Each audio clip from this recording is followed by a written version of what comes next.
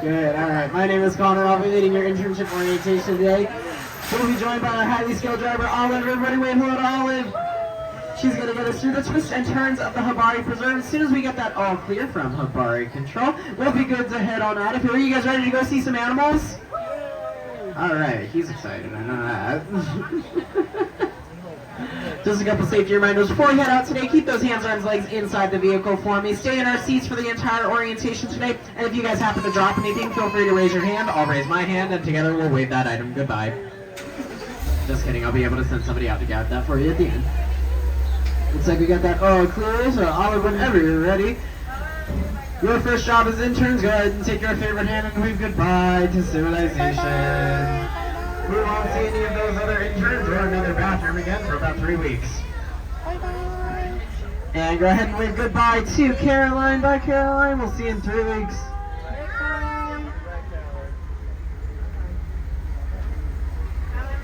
Now out here on the Habari Preserve, we do study the ways animals communicate, and some of the best animal communicators happen to be primates. Keep your eyes peeled on the passenger side. We're going to be looking for a troop of golden potus monkeys. Now, potus monkeys are not the most vocal of primate species. When you guys think primates, you might think gorillas, chimpanzees, howler monkeys, all very loud, vocal animals. Potus monkeys, on the other hand, are going to use things like body language, hand gestures, and facial expressions to really get their messages across to one another. They do that so they can stay very quiet so their predators do not hear them. However, if they do get spotted by a predator, these guys can run up to 34 miles per hour to get away, making them one of the fastest monkey species on the planet. And just like that, it looks like we finally made it to our entrance to our amazing, our exotic Habari Preserve.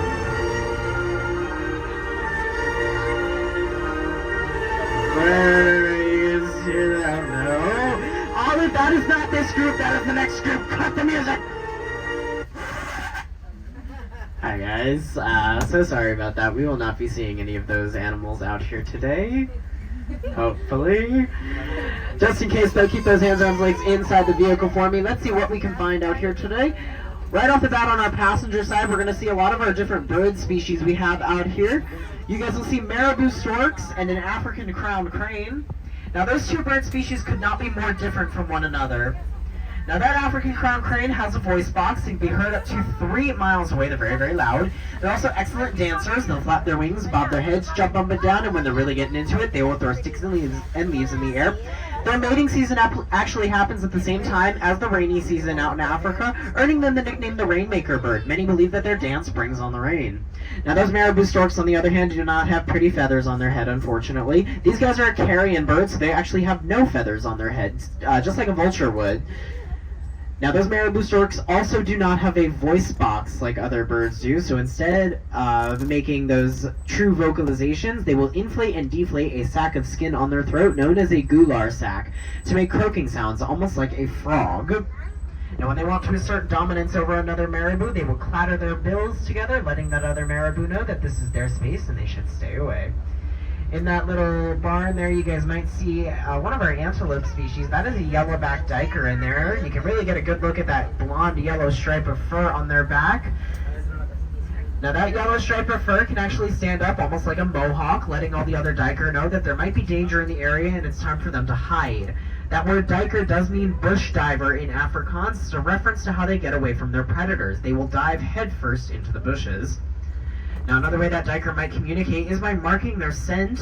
They'll let other duiker around know that this is their territory and they should stay away. Now as we round the corner here looking through these bushes, we're going to be looking for another antelope species known as the eastern bongo, or the mountain bongo. Now mountain bongos are one of Africa's largest forest antelopes. Adult males can get up to around 5 feet tall at the shoulder and weigh as much as 800 pounds. They have a beautiful reddish-brown coloration with white stripes and beautiful horns on their heads. That coloration is actually going to really help them out with their camouflage. They might be about the size of a cow, but when they go into the bushes, that coloration is going to make them almost invisible. So keep your eyes peeled for them. They may look like big reddish-brown deer when we see them, but they're actually related to cows. Does anybody know what sound a cow makes? Congratulations, you both said hello to the bongos, and it looks like we might have some bongos hanging out in these bushes here. Now we do have 3 female bongos out here, and they all have a gorgeous set of horns on their heads. Bongos are one of the only antelope species where both male and female bongos will have horns. There's a bongo.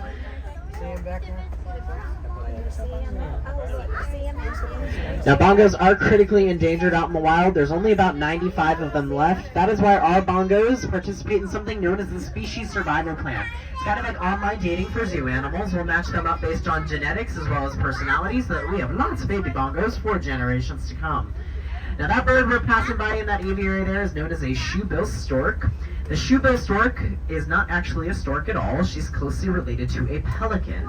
And just like a pelican, she'll hang out by the water in swamps and marshes out in Africa. They'll wade in that shallow water looking for their favorite prey, lungfish. Now, when that shoebill finds their prey, they'll snap it up with that big beak you guys saw. That big beak is also how they're going to communicate as well. During their breeding seasons, or just as a greeting, the shoebills will clatter their bills together so loud and so fast that it sounds like a helicopter rotor. They're very, very loud birds. And when that shoebill does find a mate, they're also going to bow to that mate. It's very regal. Now keep those hands, arms, legs inside the vehicle for me as we pass on through that gate there. We're going to let that gate close behind us. Now we do have 6 African elephants up ahead. One African elephant can eat about 300 pounds of food every single day, and our herd would love nothing more than to eat the rainforest. If they did that, the bongos would have no place to hide, right? We're going to let that gate close behind us. Now, as we pull on forward, we're going to stop at Base Camp Kalinda over here to pick up Professor Ron, and he'll continue your orientation today. Alright, this is a little awkward. Do you guys see a professor anywhere? No. We can give him a quick call. Professor Ron, this is Research Assistant Connor with the interns. We're over at Base Camp Kalinda wondering where you are. What's your location, sir? Over. Hi there. It's good to hear from you. Good to hear from you too, sir. I was trying to wait for you guys, but I just saw the coolest thing ahead in the brush. Really? What'd you see? I had to follow it to see what it was. You guys have got to get up there. It's incredible. 10 for Professor. We'll head up ahead and see what you found. Over. Alright, my friends, this is very exciting. I think I know what the professor might have seen up ahead. Show of hands, does anybody know what an okapi is? Couple of us. No worries if you don't know. The okapi was not discovered by scientists until 1901. Very, very late compared to a lot of other animals. Alright, let's head up ahead and see if we can find that okapi. Now, the okapi is a very elusive animal. Like I said, they were not discovered until 1901. And they were not photographed out in the wild until over 100 years later in 2008. So they've definitely earned their nickname, the Ghost of the Rainforest. We're going to see if we can get lucky today and spot one of our okapi friends. Okapi are also solitary animals that like to hang out by themselves, but sometimes making them even harder to find. But it looks like our okapi is not being too elusive today. There he is up ahead. Alright, Olive, if you want to take a quick pause, right about here should be okay. Thank you. My friends on the passenger side, if you guys would like to stand up and get a better look at our okapi, you guys can do that now. Taking one look at him, who do you guys think he might be related to? Zebra's a good guess. He's got zebra party pants on, right? Take a closer look at his head. You might see those ossicone horns, and he just showed off an 18-inch long tongue. Anybody want to change their answer? Giraffe. Giraffe is where it's at. He is the only living relative of the giraffe. Now, one way okapi communicate is by rubbing their necks up on trees to mark their scent. The oil in the okapi's fur will stain the tree trunk a reddish-brown color. You guys might see it on the tree trunks there. That is one way the okapi will mark his territory, letting other okapi know that this is his space and they should stay away. Now, another way okapi communicate is by spraying urine. So, my friends on the driver's side, congratulations, you are in the splash zone. You guys might see some itty-bitty antelopes out there as well. Those are Bay Diker, and believe it or not, all 3 of those Bay Diker we just saw were adults. They do not get bigger than about 16 to 18 inches tall. They are one of the smallest antelope species on the planet. Alright, my friends, get back in the seats for me. We are going to move on forward. Perfect. Alright, Olive, we are going to move on forward. You really see the okapi working his tongue there to get all those tasty treats inside those enrichment devices there. That tongue is prehensile, meaning he can reach out and grab things with it. Now, the okapi is a solitary animal, unlike their cousin, the giraffe. They like to hang out by themselves. The rainforest is a great place to find solitary animals. Animals that like to keep to themselves, animals that like to hide. However, the savanna is a great place to find social animals that might need lots of eyes and ears, looking out for predators or perhaps prey. We're entering the territory of a pack of African painted dogs. I do see our pack kind of sleeping way in the back there. These guys are one of Africa's most successful predators, catching their prey about 8 out of 10 times. Compare that to a lion. Lions only catch their prey 2, maybe 3 out of 10 times. So these guys are the better hunters. Now, to be an excellent hunter, you need 3 things. Great teamwork. These guys will live in packs of up to 40 individuals. They also need great communication as well. They'll use high-pitched yips, chirps, and squeaks to talk to one another. When they really get talking, they almost sound like a bird chirping. Scientists think that might be a form of camouflage. When they're out there hunting, talking to one another, their prey might hear them and think that's a bird chirping. We don't got to worry about that until it's too late. And that third thing they need to be an excellent hunter is lots and lots of energy. Our painted dog pack will sleep for about 18 to 20 hours every single day to conserve enough energy for the hunts taking place at dusk and dawn. I wish I could do that. Now, we're going to be passing by our rhino barn as well. Looks like we do have a very large rhino resident in there. That is a 19-year-old female southern white rhino. Her name is Kidogo. And as we round the corner here in just a moment, we're going to see if we can find something that she's hiding back there. But I don't see Professor Ron over here at Base Camp Ward. We can give him one more call before we head on forward. Professor Ron, this is Research Assistant Connor. We're over by the Rhino Barn at Base Camp Ward, and we're still not seeing you. Are you doing all right, sir? Over. I'm doing great. I was just checking in on our pack of painted dogs, and I saw the most amazing thing. They started to chase their prey at 40 miles per hour, and I ran to catch them. Sir, you cannot run that My fast. hat must have fallen behind. Thought I might have better luck if I just jumped in my research mobile, so I drove ahead. Hope I don't crash. Crash? Wait, sir, I'm sorry, did you say crash? Oh, no, alright, 10-4, Professor, I hope we don't crash either. We'll catch you up ahead, over. Alright, my friends, take a peek back in that rhino barn. Do you see anything else in there with our friend Kidogo? She's got a baby. Now that baby rhino is about 2 months old now. His name is Maku, and he is Kidogo's 6th baby. So she is super mom out here. Now rhinos are pregnant for about 16 to 18 months. Kidogo held on for that baby for just about a little over 18 months. But when he was born, he was about 80 to 100 pounds. Rhinos put on about 100 pounds every single month for their first year or so of life after they're born. So he is pushing 300 pounds now. Very big baby. Now you guys can see just about as how big they grow in about a 2-year time period. You guys just saw 2 months.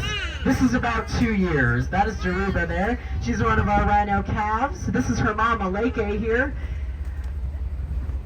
Now Jaruba is about, I want to say she's pushing a little over 2,000 pounds now, so you guys can really see how much rhino babies grow in about 2 years' time. Now the southern white rhinos here are the only social species of rhino that live in a big family group. We call that group a crash, so I'm sure that's what Professor Roll was mentioning, not a car crash.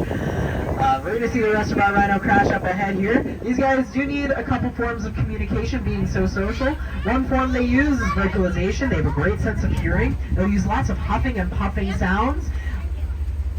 Adult male rhinos will scream at other males to defend their territories. Moms will pant to their babies. Babies will coo or squeak back. It's very, very cute. We just passed a 3-year-old rhino there. Her name is Kayan, and she is actually Kidogo's previous baby. In the rhino world, as soon as mom has a new baby, her previous baby is no longer her concern. So Kayan is figuring out how to be a rhino for the first time in her life without her mom. Luckily, she has a great babysitter, the rhino over there with that super long horn. Her name is Fujo. She is our only adult female rhino who has never had a baby, and she is taken to Kayan very well.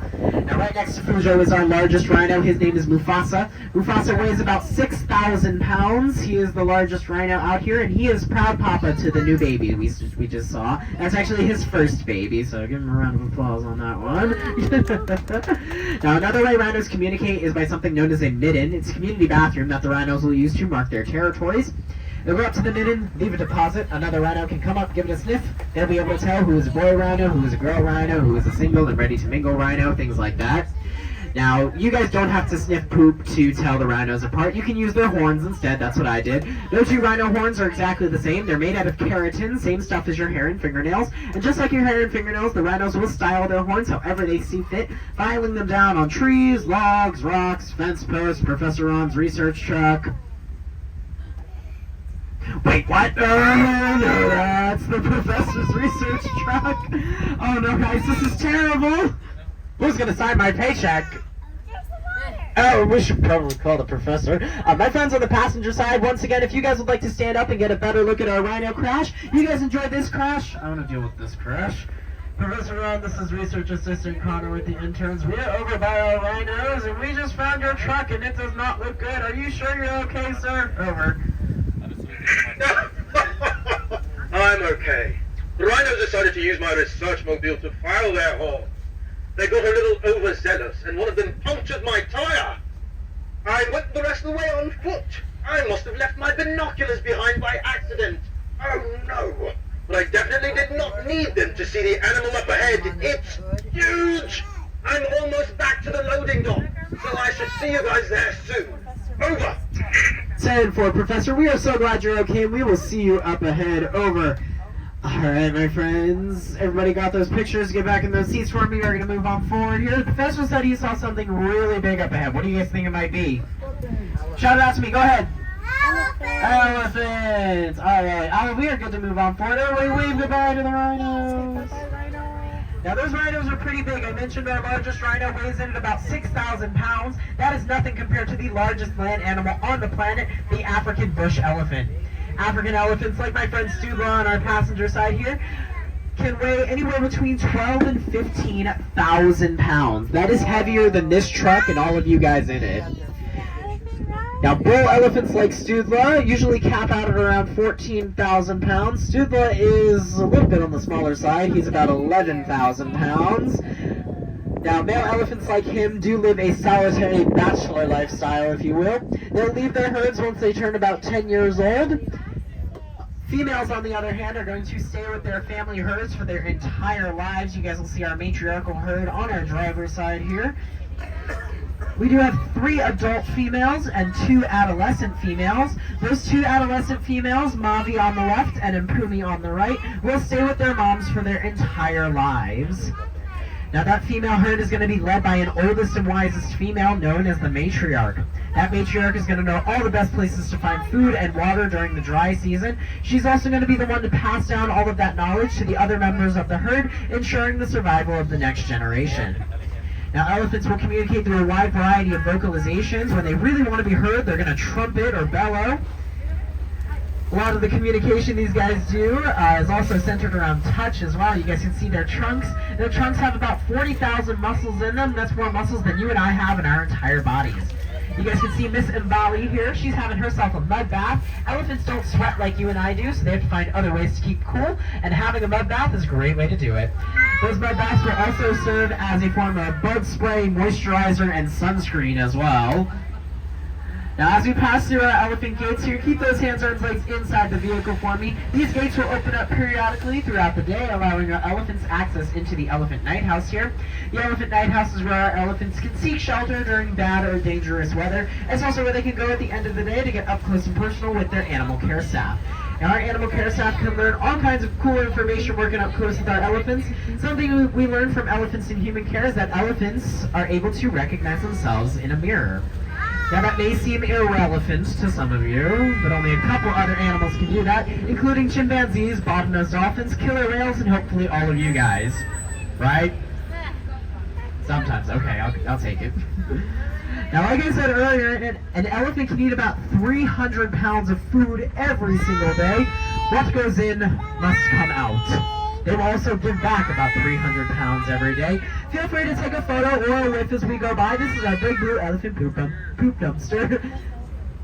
You guys might notice there's a lot of hay in there as well. Elephants only digest about 20% of their diet. The other 80% is going to go in as hay and come out as hay. And they might actually eat that hay a second time to get whatever nutrients they might have missed out on the first time. Now you guys might be wondering, what do we do with all of that elephant poop? No worries, we don't let that waste go to waste. We'll actually send it to local farmers so that way they can use it as an alternative to chemical fertilizers. So if any of you guys buy your produce locally here in Tampa, you know exactly where it's coming from. Now you guys just met the largest land animal on the planet. Now we're going to see if we can find the tallest land animal on the planet. Oh, there he is, right behind those charts. Those are Maasai giraffe back here. Now, Maasai giraffe are the tallest of the giraffe species. Adult males average around 16 feet tall. However, maximum heights of 18 feet tall have been recorded. When you're 16 feet tall, though, you might have some issues keeping warm. That is why our giraffe barn is kind of tarped up right now. We have some heaters in there that keeps them nice and toasty warm as we get into these colder nights out here in Africa. Because we're in Africa, right? Right. Now we have 4 giraffe here at the preserve. We just met our male giraffe. His name is Sakani. The other 3 are going to be our girls. They should be out in the front habitat. Now because the giraffe is so tall and they have amazing eyesight, the giraffe has earned itself the nickname the Watchtower of the Savannah. Because of that immense height and their great eyesight, they can see danger coming from miles away. Other animals have of course picked up on this, like that lowland Nyala there. They will actually hang around giraffes. It's kind of like an early warning system. As soon as that giraffe takes off running, those other animals will follow that giraffe and not ask any questions about it. Now speaking of other animals that hang around giraffe, we just passed a lowland Nyala there. You might have seen, that is one of our juvenile males you might have seen back there with his darker fur coloration and those sprouting horns on his head. We might see some female Nyala out in this habitat here. Keep your eyes peeled on the bushes for me. The female Nyala are going to have a rusty orange coloration with white stripes, very similar to the bongos we saw earlier. Now they are going to communicate very similar to a white-tailed deer. They're going to flip up their tails, exposing a bright white patch of fur. That white fur acts as a warning flag to the other Nyala, letting them know that there might be danger in the area and it's time for them to hightail it out of there. Now up ahead here, we're going to see some Aldabra tortoises. Aldabra tortoises are the second largest type of tortoise on the planet. Adult males average about 500 pounds. Now these guys are going to be native to the Seychelles Islands off the coast of Africa, about 200 miles north of Madagascar. They are an island-dwelling species of tortoise with no natural predators, so they are able to get absolutely massive. The same can be said about their next-door neighbor here, the Galapagos tortoise. Galapagos tortoises are the largest type of tortoise, with some individuals reaching over 700 pounds. Now those Galapagos tortoises are going to be found on the other side of the world from our Aldabras, off the coast of South America on the Galapagos Islands. You guys might find some Homo sapiens on our driver's side as well. If you see any, feel free to wave hello. Some of them might wave back. Homo sapiens, also known as humans, travel in big family groups led by an adult female, right ladies? They communicate by talking, laughing, screaming, crying, complaining. They like to make funny noises down in the tunnel down there. I don't know what that's about. But humans are also super special because we all have the power to save our wildlife. Just being here today, arming yourselves with knowledge is a great way to help out your environment and the animals we share it with. Now, I am not seeing Professor Ron back at the loading dock. That's okay, we can give him one more call. Professor Ron, this is Research Assistant Connor with the interns. We are almost back at the loading dock. Do you have any final words for us? Over. Hi, interns! Hello, Professor. I'm so sorry I missed you out there, but congratulations on completing your orientation today. I'm so excited to have you on our team. I hope you have enjoyed learning about all of these magnificent animals and how they interact with one another. It is my hope that you will share your newfound knowledge with others and continue learning how we can all work together to protect wildlife everywhere. Safe travels, everyone! Safe travels, and thanks Professor. for visiting the Habari Preserve! Well, congratulations, everyone. You've completed your internship orientation. Now, as we pull into the loading dock here, please stay in your seats for me until we get the stairs attached to the back of the vehicle. I will let you guys know when you're good to stand up. Where'd I go? Hello, there I am. I will let you guys know when you're good to stand up. Did you guys have fun learning about our animals today? Alright. Now, if you guys would like to see any of those animals again, definitely check out the walking path through Africa here. You'll be able to see all of those animals again, including some animals we did not get to see, like the red river hog and the pygmy hippo.